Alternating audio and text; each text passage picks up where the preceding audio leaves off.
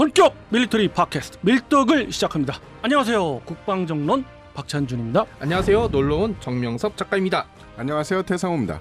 네, 한 분은 놀러 왔고 또 한 분은 이제 열심히 달려오셨는데 자, 우리 이렇게 밀떡 시작해 보도록 하겠습니다. 우째 이런 일입니다.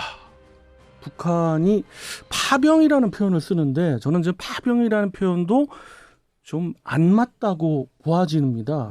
일단 건너간 북한군이라고 추정되는 전력들이 군복이 다 러시아 군복을 입지 않습니까? 그죠. 그리고 러시아제 무기와 탄약 그리고 식량까지 제공을 받는단 말이에요.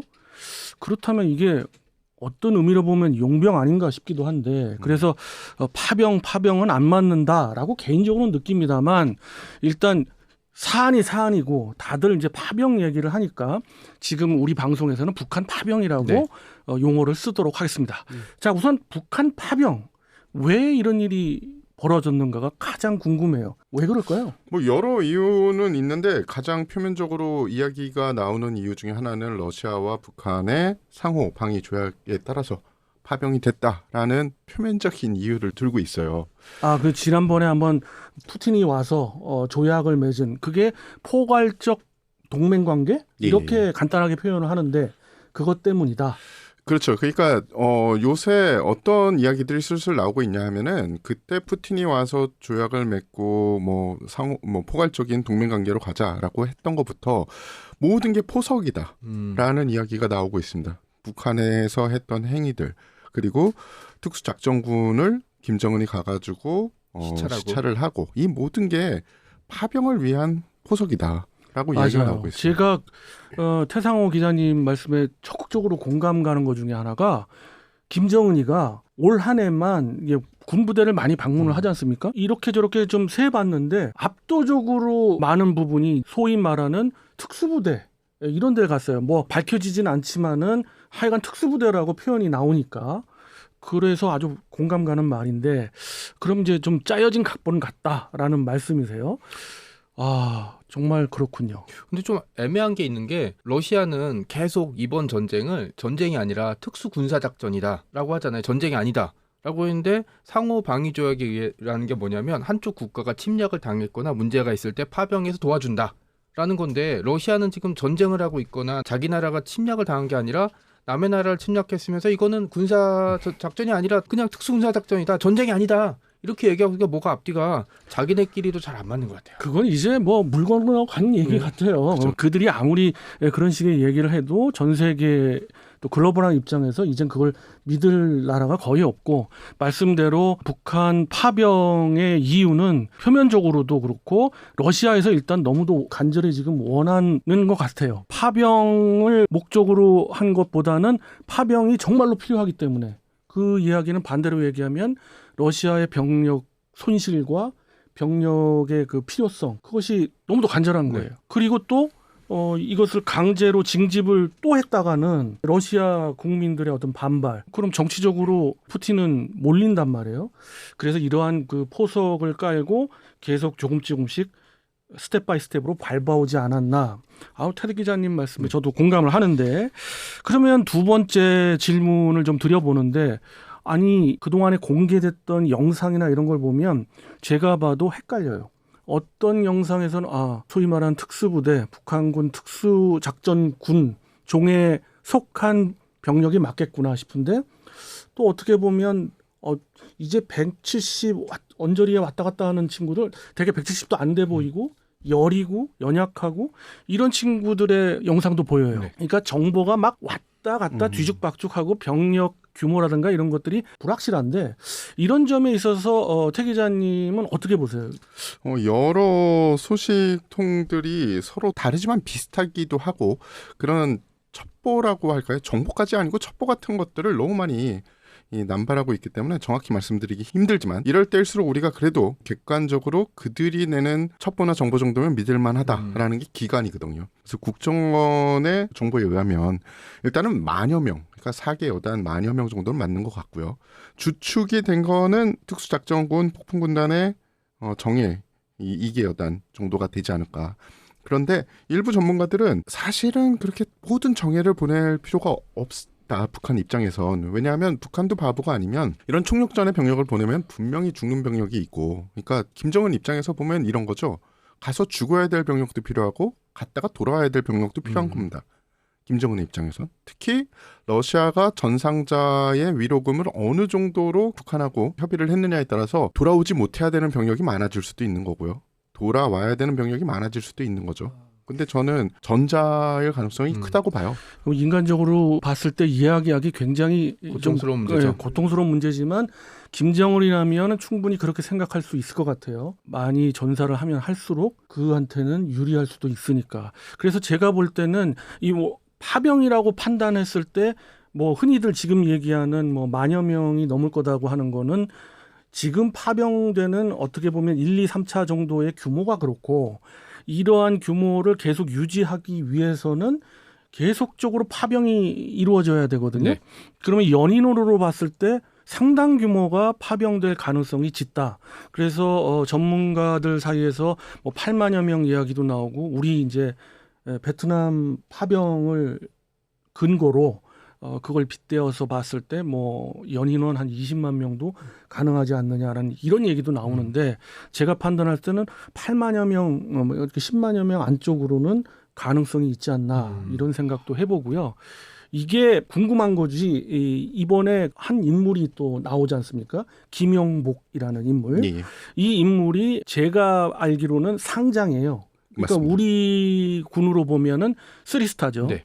이 정도의 고급 장교가 갔다는 얘기는 적어도 파병 규모가 10,000명은 넘어야 된다는 거죠.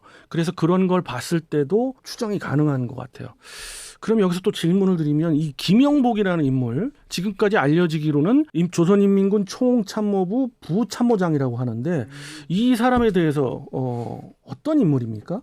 예, 일단은 김용복으로 가기 전에 먼저 좀 짚고 넘어가야 될 게 있는데요. 아, 네. 아까 10,000명 정도가 되고 연인원 말씀하셨잖아요. 저도 같은 의견입니다. 아, 그래요? 7만에서 10만 명이 될 것 같은데 그렇게 따지면은 허수를 제외하고 북한의 특수작전군 병력이 다 가야 되는 거죠. 로테이션돼서. 네. 그래서 요새 나오는 이야기가 특수작전군으로 다 채우지 못하고 군단의 경보병애들 그리고 7,000고 그러니까 건설 노동하는 그런 인원 이들을 포함해서 일진이 10,000명이고 이진도 그렇게 될 건데 점점 그러니까 분명히 김정은 입장에서 안 돌아와야 될 병력들은 소모를 시킬 거고 돌아와야 될 병력은 일진, 이진에서 빼먹을 거고 나머지는 소모되는 병력으로 갈 가능성이 죽거나 크고요. 말거나. 그러니까 이게 북한이 공표를 않고 러시아도 당연히 정보를 안 주니까 우리가 이제 추측성으로 이야기 나와서 뭐 북한을 좀 아는 분들이 뭐 칠총국 산하의 공병국 얘기도 하는데 그런 또 일을 하는 데는 많습니다. 뭐 사회 안정성에 있는 건설국 산하에도 그런 병력이 공병 부대가 있고 심지어 현역도 그런 병력들이 있어요. 근데 말씀 주신 대로 저도 그렇게 판단합니다. 모든 병종이 다 함께 가지 않나 싶고 일단 국정원에서 이야기하는 것은 그런 식의 이야기는 안 했어요. 안 했는데 언론에서 4개 여단의 특수작전군 하기 때문에 그런 말들이 많이 오갑니다만 이게 아직도 확실치 않습니다. 프런트 전선에서 전방에서 이제 싸워야 될 병력들은 그래도 전투력이 좀 있어야 되기 때문에 당연히 정예는 아니더라도 준정예 정도가 가야 되니까 뭐 특수작전군에 대해서 이야기하면 굉장히 길어집니다만은 자세히 이야기는 못 드립니다만은 그 경보병 여단이랄지 그렇지 않으면 저격 여단에서 일부 차출됐을 것 같아요.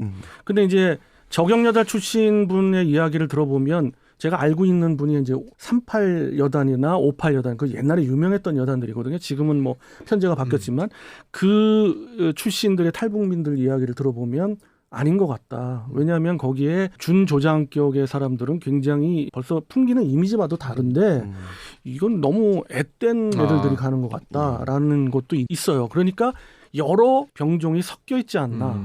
그렇기 때문에도 그런 모든 걸 통합하기 위해서 김영복이라는 인물이 가는데 이제 말씀해 주시겠지만 김영복이라는 인물은 특수작전군의 어떤 지휘를 했던 인물이에요. 그렇기 때문에 김영복이 갔다는 얘기는 특수작전군이 주가 되는 거는 맞을 것 같다는 예측을 하게 됩니다.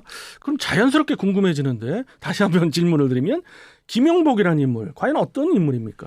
예, 말씀하신 대로 특수작전 통이고요. 10일 군단에 군단장 했다가 그 위로 진급을 해서 올라갔는데 군인에 대해서 알려면은 가장 쉽고 편한 게 그들의 군복에 어떤 흉장이 있느냐 살펴보면 됩니다.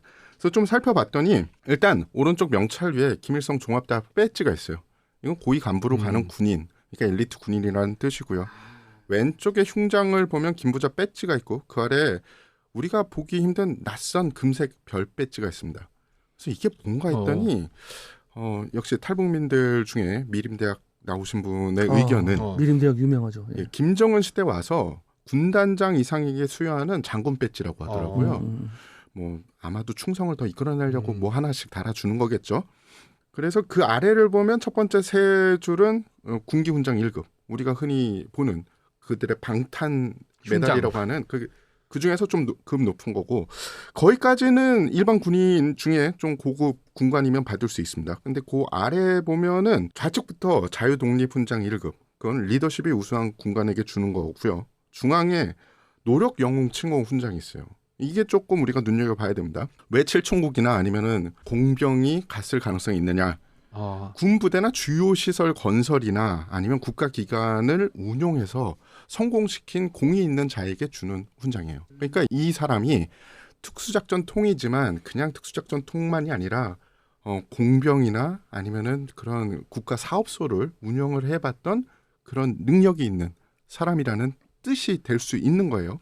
그리고 그 아래를 보면은 뭐 김일성 훈장, 군기 훈장 2급, 3급, 군사복무 영예 훈장 1, 2, 3급이 있는데 그 정도는 그냥 뭐 일반 장군들에게 할 수 있는 거예요. 근데 저한테 눈에 띄었던 거는 이 친구가 왜 글로 지휘관으로 갔고 우리 국정원에선 지휘관인 것 같다라고 딱 찍은 게 제가 보기에는 노력 영웅 칭호가 있지 않을까라는 생각을 해보고요. 북한은 한국 군하고 약간 다르게 합참의 차장이잖아요. 근데 우리는 차장이 딱 이렇게 정해져 있는데 여기는 3명 정도 돼요. 그래서 그 차장 중에서도 각자 임무가 있는데 김용복은 제가 보기에는 특수작전군을 담당하면서 그리고 김정은에게 직보하는 그런 임무를 맡고 있지 않을까라는 생각을 하게 됩니다. 최측근에 가깝겠죠. 예. 그렇죠. 그러니까 북한 인민군을 기본적으로 보면은 우리와 이렇게 비교를 하면은 우리는 한 명인데 왜 여긴 여러 명이냐 했을 때 규모가 커서도 그렇지만은 또 하나가 보위국 소속의 병력이 항상 따라다녀요. 그러니까는 이제 여기가 상장이면 김영복 상장을 또 감시해야 되잖아요. 말하자면 그래야 될 사람이 또 보위국 소속의 장교가 그에 맞는 장교가 반드시 있어요. 그렇기 때문에 더 많아지는데 그래서 뭐 어느 조직에든가 1부부장이 있으면 뭐 2부부장 막 있잖아요. 그렇게 좀 복잡합니다. 그래서 한마디로 얘기해서 우리나라로 보면 합참 차장급이 같다. 이렇게 얘기 드리면 될 것 같고요. 이제부터는 좀 파병에 대해서 본격적으로 좀 분석을 한번 해보죠. 그렇다면은 파병이 확정됐고 그거는 기정사실화 됐는데 러시아나 북한이 처음에는 완강히 부인하다가 이제 시인 아닌 시인을 했는데 그럼 이 북한 파병은 어떤 목적으로 무슨 숨은 목적이 분명히 있어서 이럴 거 아닙니까? 그래서 어떤 목적일까 하는 게 또 궁금해집니다. 그래서 앞서 나온 이야기는 다 이 논외로 하고요. 뭐 러시아에서는 니즈가 있었고 북한도 당연히 필요성이 있고. 예, 왜냐하면은 이제 팔다가 병력까지 팔게 되는 그 선까지 온 건데 그 이외에도 우리가 흔히 생각해 볼 수 있는 게 북한군의 현대화도 해야 되고요. 재래식 전력을. 네, 그것은 우리 군이 베트남 전쟁에 파병 갔다 와서 얼마나 급속하게 현대화됐는지를 생각을 해보면 답이 나올 거고요. 그리고 또 하나는 지금 북한이 모자란 것들이 굉장히 많거든요. 이 우크라이나 러시아 전쟁을 봤더니 이게 핵이 있어도 재래식 전력을 가지고 싸울 수밖에 없는데 북한은 모자란 부분이 많잖아요. 그래서 러시아한테 받을 수 있는 게 많은데 요새 공군력 이야기 많이 나오고 있더라고요. 공군력뿐만 아니라 재래식 전력도 확충을 해야 되고 그리고 7차 핵실험도 앞두고 있는데 사실 아무리 북한이라고 해도 인력을 갈아넣는다고 해도 핵실험 한 번 해서 실패하면은 타격이 큽니다. 최대한 성공시키려면 그것도 또 러시아의 일정 도움이 필요할 겁니다.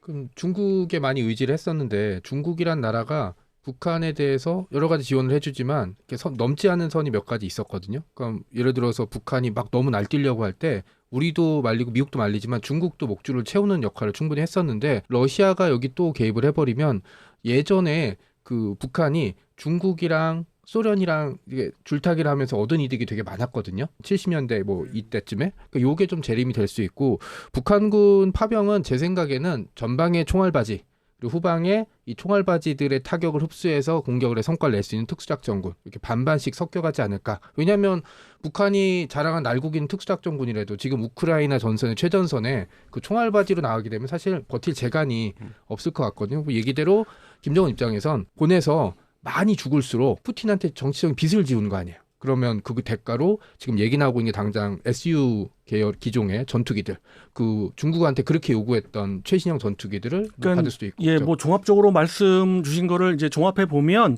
이런 것 같아요. 북한으로서는 얻을 게 많기 때문에 이번 파병이 결정된 거고 그것이 물론 뭐 각계병에 의한 돈, 뭐 현금일 수도 네. 있지만 그밖에 고급 군사 기술, 특히나 말씀 주셨던 전투기 부분에 있어서는 뭐 Su-35. 김정은이가 러시아에 가서 여러 무기들을 봤지만 가장 눈빛이 막 빛나고 그랬던 게 초롱초롱했던 거. Su-35 탈 때 그걸 볼 때가 가장 눈이 빛나더라고. 근데 그걸 줄 수 없잖아요. 그 당시는 뭐 가질 수도 없었고. 근데 제가 볼 때는 Su-35를 줘도 그거 유지하기가 쉽지 않아요. 그렇죠. 그다음에 또 하나는 뭐 요즘 많이 얘기 나오는 그들이 정말로 북한이 정말로 필요한 탄두 그러니까 ICBM의 재진입 기술, 대기권 안에서 이제 재진입 기술 같은 거, 그다음에 이제 또 중요한 것이 핵 잠수함 기술. 이런 것들은 정말 북한이 필요로 하는 건데 이것이 파병에 대한 대가로 기술을 주면은 우리로서는 이제 정말 레드라인을 넘는 거죠. 그래서 우리가 대비를 안 할 수가 없는 것이 바로 우리의 위협이 된단 말이에요. 지금 그러나 국회에서도 참 이게 제가 좀 안타까운 건 정치 쪽으로만 가면 별의 별 얘기가 다 많아요. 그렇죠. 내가 보기에 내가 아는 모 국회의원, 군 출신 모 국회의원은 아무리 그 당이더라도 절대 그럴 사람이 그런 생각할 사람이 아닌 것 같은데 무슨 뭐 심리전단 비슷한 그런 우리의 병력이 가야 되는데도 그건 너무 당연한 거 아니에요? 그렇죠.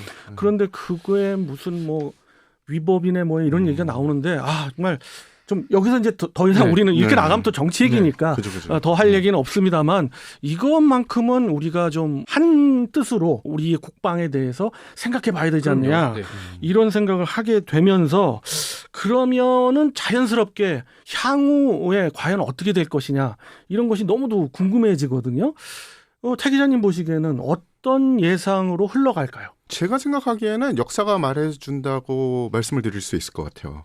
중동전 때 북한이 조종사 및 군사 고문단을 보냈죠. 그 다음에 이스라엘과 우리가 급속히 가까워졌거든요. 마찬가지일 거라고 생각을 합니다. 지금은 어떻게 보면은 그래도 한 발 뒤에서 나토의 일원 그리고 서방 세계의 일원으로 침략당한 우크라이나를 도의적으로 좀 지원해주는 거였다면 지금 이제 북한군이 가게 되면 많은 분들이 그런 이야기 하시잖아요. 북한군이 가도 거기는 우리나라하고는 상관이 없어. 그 뭐 먼 나라에서 걔네 그냥 죽으러 간 거니까 우리는 살상무기나 이런 거 지원해줄 필요가 없어라고 말을 하는데 그렇지 않거든요. 절대 그렇지 않은 예. 거죠. 그래서 어쩔 수 없이 우리가 우크라이나랑 더 긴밀해지고 가까워질 수밖에 없습니다. 이거는 교전이 처음에 일어나지 않아도 그 북한군이 러시아 군복을 입고 우크라이나 군하고 교전을 시작하는 바로 그 순간부터 시작을 해서 저는 이미 시작됐다고 생각을 하는데 어쩔 수 없이 우리의 의도가 아니라 그들의 의도로 우리는 우크라이나 정부랑 더 가까워질 수밖에 없다라고 말씀드릴 수 있는 거죠. 지금 보면 우크라이나의 뭐 개인 블로거 수준의 분들이 나오는 어떤 루머나 확인 안 된 것들이 많이 나오는데 그런 거는 전부 확인 안 된 뉴스지만은 어찌됐든 교전은 시작될 것 같고 파병을 간 이상은 전사자도 나올 거고 이제는 그런 흐름대로 흘러갈 건데 거기에 우리가 대응을 하는 거는 적어도 일단 가장 급한 거는 정보사령부를 위시해서 뭐 국군 심리전단이 포함된 어떤 우리의 목적을 달성할 수 있는 이런 분석팀 정도는 빨리 파병을 해야 된다라는 게 제 생각인데 그렇게 될 것 같아요. 네. 저는 제가 보기엔. 그리고 단계별로 러시아와 북한의 친밀함 그리고 우리가 생각하는 진정한 레드라인을 넘어가는 게 확인되기 전에 우리도 이런 카드가 있어 정도를 보여주기 그럼요. 위해서라도 네. 단계별로 우리는 이렇게 지원할 거다는 뉘앙스 정도는 심어줄 필요가 있다. 정부 차원에서. 맞습니다. 저는 말씀하신 거에 100% 동의하고요. 우리 쪽의 요원들이 빨리 나가면 나갈수록 오히려 북한의 그분들을 더 살릴 수가 있다라고 말씀을 드릴 수 있어요. 왜냐하면 우크라이나 군은 지금 눈이 뒤집혀 있거든요. 벌써 2년 이상 전국토는 아니지만 국토 중에 많은 부분이 유린됐고 정말 한 집 건너 하나는 전쟁으로 인해서 죽었는데 여기에 아무 이해관계 없이 총 들고서 자기 적을 도와주러 온 어떤 타국의 병사? 그러니까 모 정치인이 얘기했듯이 그들은 정말 신문하고 고문해서 죽여버리고 싶을 거예요. 신문이 아니라 고문하고 죽여버리고 싶을 거거든요. 근데 우리 인원이 가서 우크라이나 정부랑 어느 정도 이야기가 잘 되면 제 생각에는 오히려 더 살릴 수가 있다라고 그렇습니다. 말씀드립니다. 거기에다가 전투력도 더 올라갈 수가 있는 게 북한군을 제일 잘하는 건 우리예요. 그렇죠. 그렇기 때문에 지금 보면 우크라이나군의 그런 지금 심리전 비슷한 걸 지금 하기 위해서 막 뭐 전단을 작성하고 그러는 걸 보니까 그게 뭐 식민성 있는 소식인지는 모르지만 정말 포인트가 안 맞는 것들을 많이 내보내고 있거든요. 이런 거 전단지 본다고 해서 지금 파병가 있는 북한군이 뭐 돌아설 거다 이런 건 생각 않고 있는데 우리는 알고 있단 말이에요. 그들의 아킬레스건이 뭐고 뭐를 건드려야 되는지를. 그렇기 때문에 태 기자님 말씀대로 우리가 준비를 좀 잘해야 되고 지금부터라도 그렇죠. 정말 대비를 잘해야 됩니다. 우리가 눈 뜨고 대비를 잘해야 되고 앞으로의 방향도 어떻게 흘러갈지를 여러 각도에서 분석해서 그거에 맞는 대비책을 세워야 된다. 이렇게 생각을 합니다. 자, 정말 커다란 뉴스였어요. 북한 파병. 그래서 저희 밀떡에서 아니 다룰 수도 없었고요. 그래서 제일 첫 번째로 이야기 드려봤습니다. 태 기자님과 함께한 북한 파병. 청취자님들도 같은 생각이실 거고 또 다른 생각도 있으실 텐데 같이 한번 생각해 보면서 우리 밀떡 계속 청취해 주셨으면 좋겠습니다. 자, 그럼 이상으로 밀떡 마치도록 하고요. 다음 시간 다시 찾아뵙도록 하겠습니다. 여러분 안녕히 계세요.